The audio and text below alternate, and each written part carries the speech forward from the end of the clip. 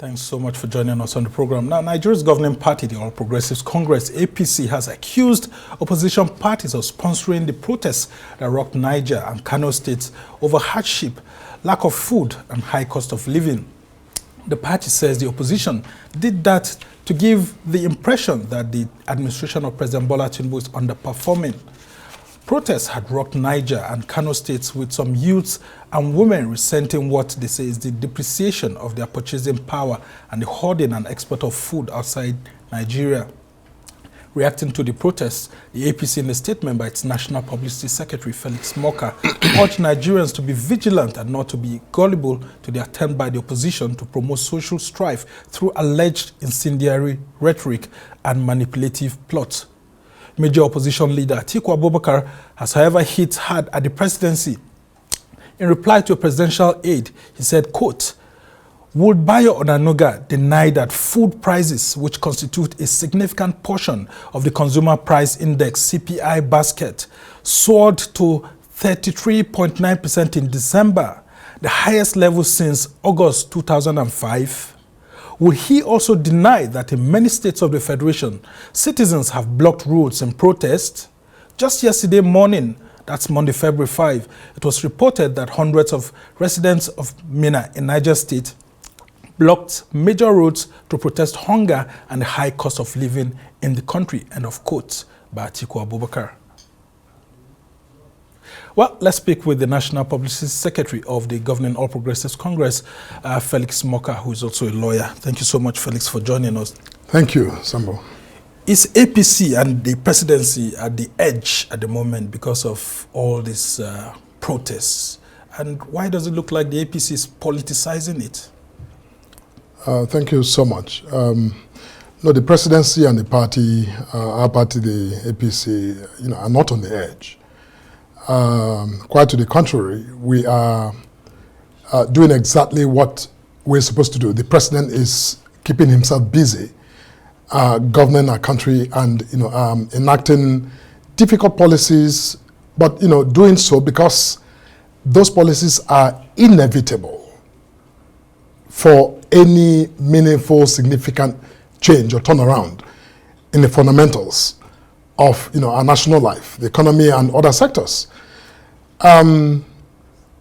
There's no country on earth, especially those that had a checkered history, who have managed to transition to prosperity, who didn't have this period of years where they struggled, where people had to endure difficult times arising from the need to entrench policies that actually sustainably assure growth and development.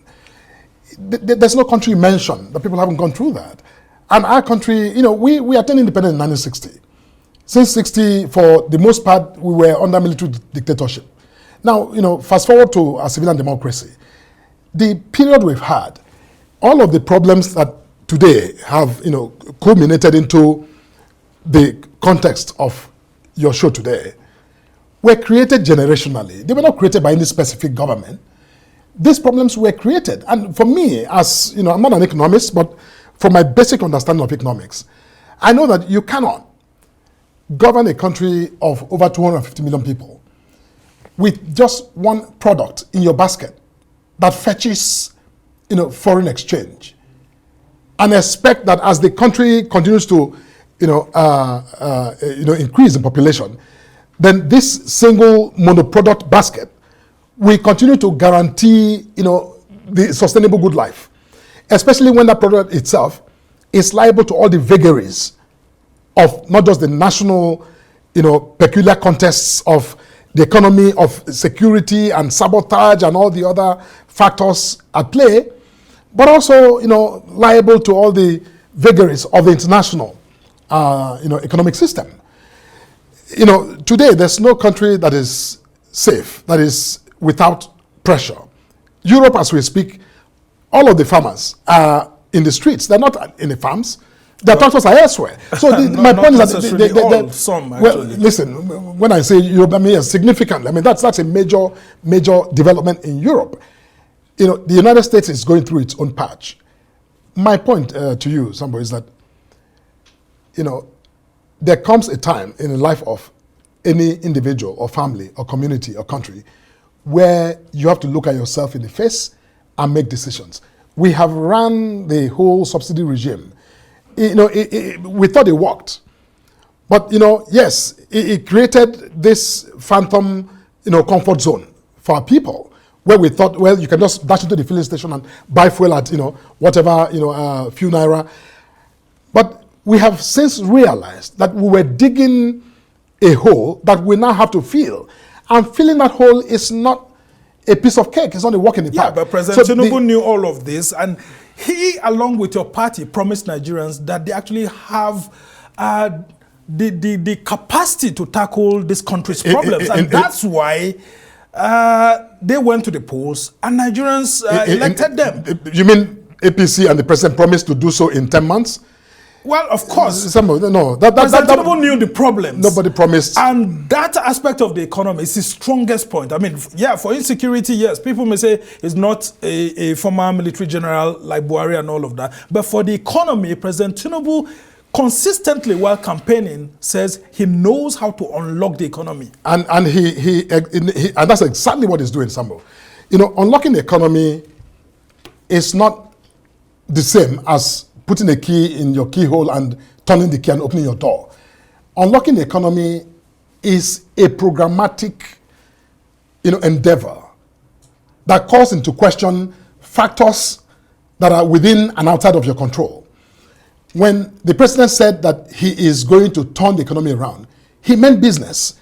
And that's what he's doing. My point is that in doing so, that there are some transient, inevitable consequences which are highly regretted. So I'm sitting here, actually, it's difficult for me. I must confess. Yeah, I mean, everybody's feeling the pinch. Everybody's feeling the pinch. Including your party members. Everybody's feeling the pinch, including my family, including, everybody everywhere. But, my attitude, my outlook is that I understand that this is for the time being until these policies begin to yield the kind of results that will nullify and cancel this transient, negative impact that we're feeling.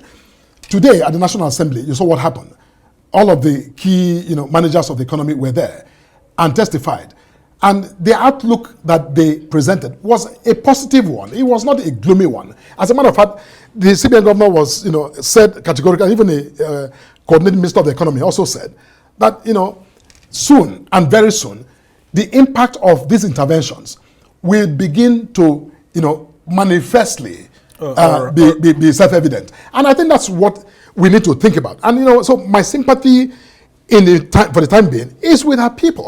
Look, the president talks about this every day. The ministers, everybody is discussing Nigerians are asking, and it's there, that you really understand their conditions, because yes. There's so much that they actually the party I'll just understands. ask you to hold on right Sure, now, because absolutely. the government has been having a high-level meeting at the presidential villa, and we have this information. We are bringing you this breaking news coming from the presidential villa now that concerned over the recent protests over the cost of living crisis. President Bola Tinubu has directed the immediate interventions to decisively alleviate the suffering caused by the rising cost of food items. The Minister of Information and National Orientation, Mohammed Idris, revealed after the meeting the president's directive following the meeting of the Special Presidential Committee on Emergency Food Intervention. According to him, there is sufficient food supply in the country, but notes that exploitation by some capitalizing on factors like high costs and currency depreciation causing an increase in the prices of food items have taken advantage of all of this. Well, that's the latest we have from the government, which has been meeting at the highest level. President Bola Tinubu is now in town at the moment, and we hope he comes back very quickly. But the government says it is intervening and they are saboteurs. But major opposition leaders are all up in arms against you because of your statement, saying that they are responsible for sponsoring this. What evidence do you actually have against them? Look, Sambo, I mean, you're asking me for a smoking gun? No, see, I mean, you issued a statement saying, blaming the opposition for sponsoring this protest. I did. And I'm asking, what exactly do you have as evidence against them? since this government was inaugurated, especially before and since the Supreme Court settled the question of the outcome of the election, these opposition elements and figures and leaders have been relentless in simply, without any level of rationality or reasonableness, assaulting this government, literally making incendiary statements and pronouncements and conclusive and dismissive statements that suggest that things are falling apart or have fallen apart. That is not the legitimate role of any opposition party in a democracy. Now, it is one thing for an average member of the opposition party to just speak casually. It is quite different when those who competed to govern this country at the level of the presidency speak without any filter, speak without any concern or consideration about the very country that they claim they love and care about, and actually offer themselves to govern. They speak as though the people who are suffering this thing, as though they're mocking them, a certain level of uncanny cynicism that comes from them. That is not creative. I expect Atiku Abubakar to be critical if he chooses to be, but to do so with solid framework, not just dismissive commentary. Yeah, but he issued another statement against Bayo Onanuga, the presidential aide today, stating that, look, you are accusing me of not providing facts. Well, he said that during the campaigns, he promised $10 billion to use to revamp the economy as the issue of fuel subsidy is being, tackled, so that when the fuel subsidy is eventually removed, Nigerians will fall back on that $10 billion. But on your own candidate, who's eventually the president now, what he has offered is just the equivalent of just $100 million. For a huge economy like Nigeria, that all the interventions by President Tinubu aren't enough, and that's why we are where we are. No. See, those are just words, bandied around. He didn't tell you where he was getting the money from. He didn't tell you whether he had saved it up or perhaps it's money he had kept, his own personal money he kept somewhere he's going to, utilize for that purpose. Look, that is not the point I'm making. Well, he had said he would sell national assets. Yes, as though selling national assets is also without its own, complications and complexities and problems. There's no pathway to governance in a challenged economy like we have that is, simple and that is cost-free. It has costs. It creates inconvenience. Sadly, just like the president, has directed, he recognizes that these policies that are meant to take us, where we need to be, in the meantime, and along that trajectory, we produce difficulties that will, cause pain to our people. That's regretted, and the government is not resting. All of the key, managers of the economy today were at the National Assembly. Each one turn, by turn, laid out their own, analysis of where things are. Even the international community is not viewing Nigeria with any level of, pessimism. On the contrary, we have a lot of optimistic, assessments of the prospects of the economy. Should we be expecting these solutions? That's what Nigerians are asking. Let me remind you, my dear brother, this president was inaugurated on May 29th, right? May 29th to today is how many months exactly? 8 months. This president was elected for 4 years. I'm not suggesting that everybody should sit on their arm and wait for 4 years to elapse. But I'm saying that in the life of a country, even making changes in your own personal economy, your own family, system, sometimes can take you, just as long. Well, that's what the opposition is saying, that you're running out of excuses. No. See, you're running out of excuses. Nobody made the opposition the timekeeper, Sambo. And the Labour Party says it's time you get help. No. Listen, you see, please. Nobody appointed Atiku Abubakar or Peter Obi as the timekeeper on the administration and its agenda and its schedule. The pact we have is with Nigerians. The president is, completely sympathetic with Nigerians, understands, what they are saying, and hears them loud and clear. There's no mistake in that. But I think that it's also disingenuous for opposition figures to take advantage. They're not taking advantage of the administration, well, of the suffering of the people themselves, of the suffering of the people. Have you been to the market of recent? I mean, bag of rice is going to about 58,000 naira to 60,000 naira. Apart from being a lawyer, I'm also a chef. I cook. Oh, interesting. I go to the market. I shop. Yes, I do. Listen, Samuel, I know that. And everyone knows that. And we appreciate difficulties. But Samuel, hear me. Yeah. And I need Nigerians to hear me when I say this. And I'm not being political when I say this. I'm saying that I look forward to the day in the life of this administration when I sit in this chair with you and be looking at a different set of data that drastically, that are at polar opposites with what we're looking at right now. And as I said, the problems that this government is tackling is a demonstration of courage.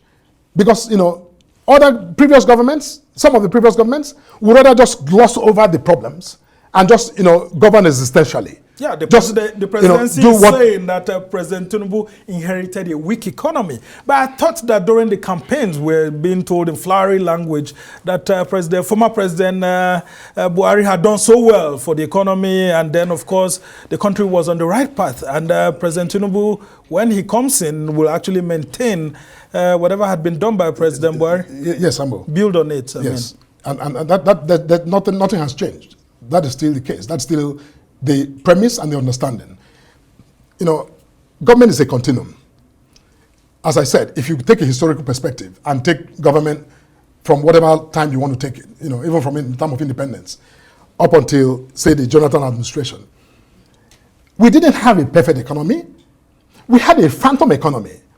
We had an economy under the previous government that Buhari succeeded, where, votes of national budgets were made and were paid out for services and for products that were never delivered.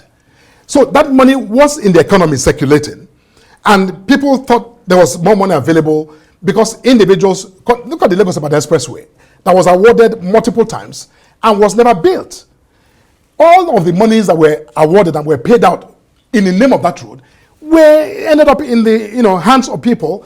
And so people who chose to build, personal private real estates with those, monies, built real estates. People supplied cement. Well, there was some. I guess that's why we had the issue of stomach infrastructure. My point is there was some activity.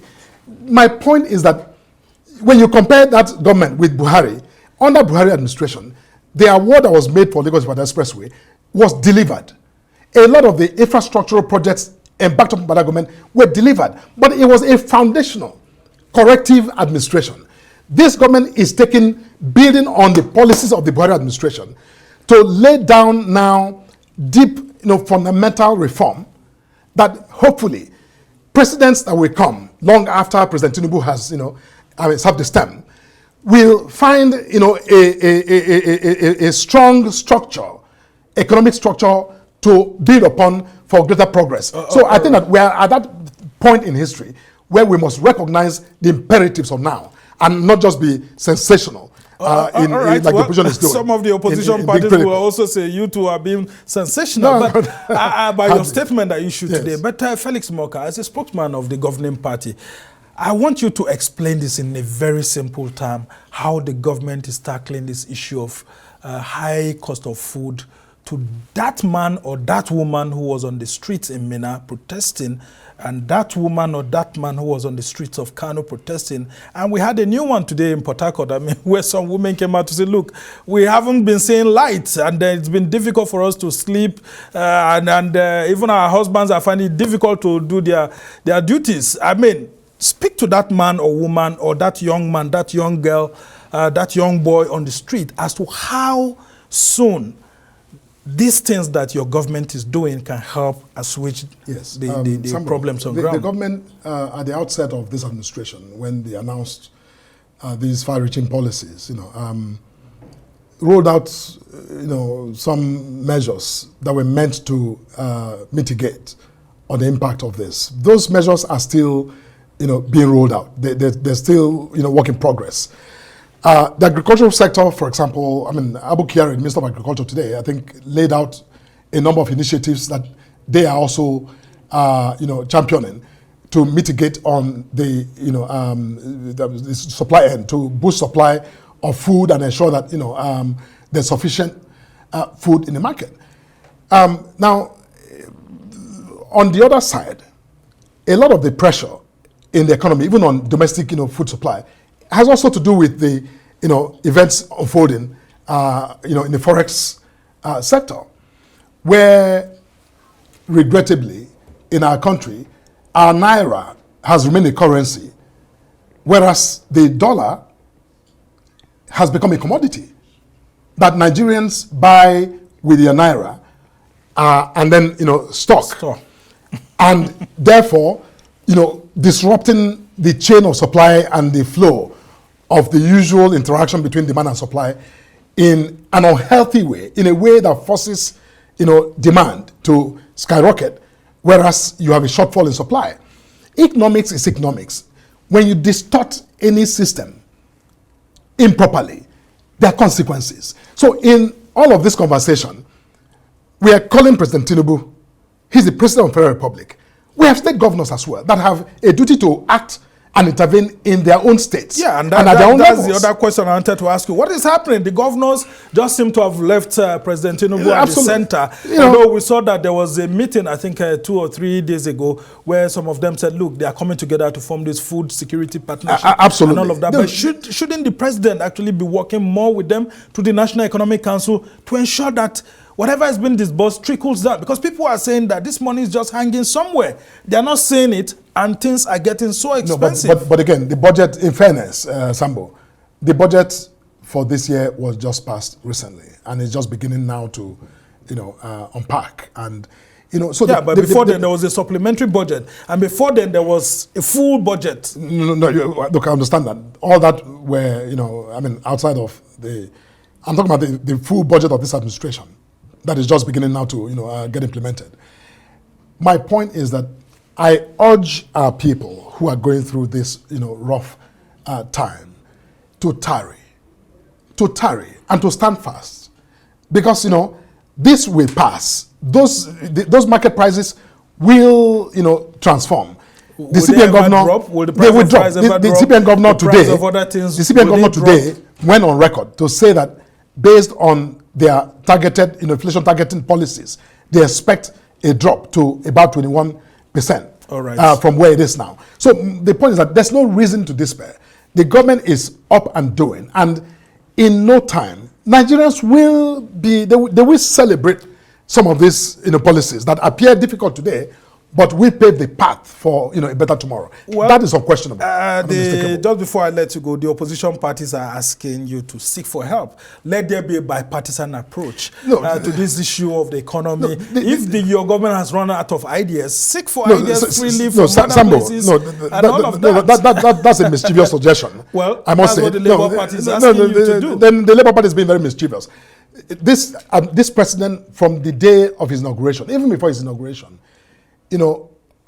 opened his arms and extended the olive branch to everybody to say, look, welcome and collaborate with the government. The president is still disposed to working with any and everybody that is disposed to working with the government to get Nigeria. Nigeria is, it belongs to all of us. It doesn't belong to the president alone or to any leader of the opposition.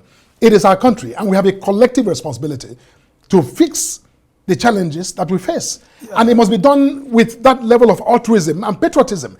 The time for electioneering is over.